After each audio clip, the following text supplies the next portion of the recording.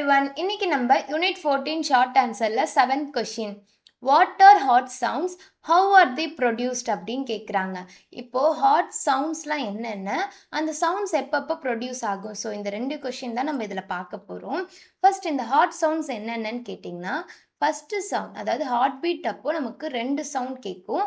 லப் and then dub. ஓகேவா, இந்த 2 சவுண்டுமே heart beat அப்போ நமக்கு கேட்கும்.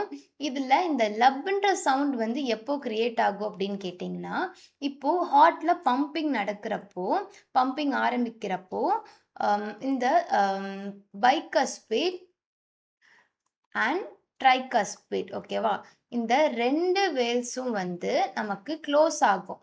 ஓகேவா, இந்த 2 வேல்ஸும் க்ளோஸ் ஆகுறப்ப தான் நமக்கு இந்த லப்ன்ற சவுண்டே வந்து அங்கே ப்ரொடியூஸ் ஆகும்.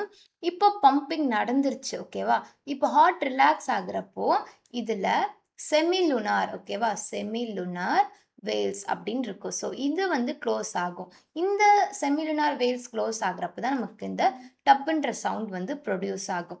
Okay fine. இப்போ ஒரு குயிக் ரீகால். கொஷினில் கேட்டிருந்தது வாட் ஆர் ஹாட் சவுண்ட்ஸ்ன்னு கேட்டிருந்தாங்க. இப்போ ஹார்ட்டோட சவுண்ட்ஸ் என்னென்ன அப்படின்னு பார்த்தோம்னா லப் டப், லப் டப் அப்படி கேட்குமா. ஸோ லப் டப் அதுதான் வந்து இதோட ஹார்ட்டோட சவுண்ட்ஸ். அப்புறம் அந்த அந்த லப் அண்ட் டப் எப்போ வந்து ப்ரொடியூஸ் ஆகுன்னு கேட்டிருந்தாங்களா. இது எப்போ ப்ரொடியூஸ் ஆகும்னா பைகஸ்பீட் அண்ட் ட்ரைகஸ்பீட் வேல்ஸ் வந்து க்ளோஸ் ஆகுறப்போ லப்புன்ற சவுண்ட் க்ரியேட் ஆகும்.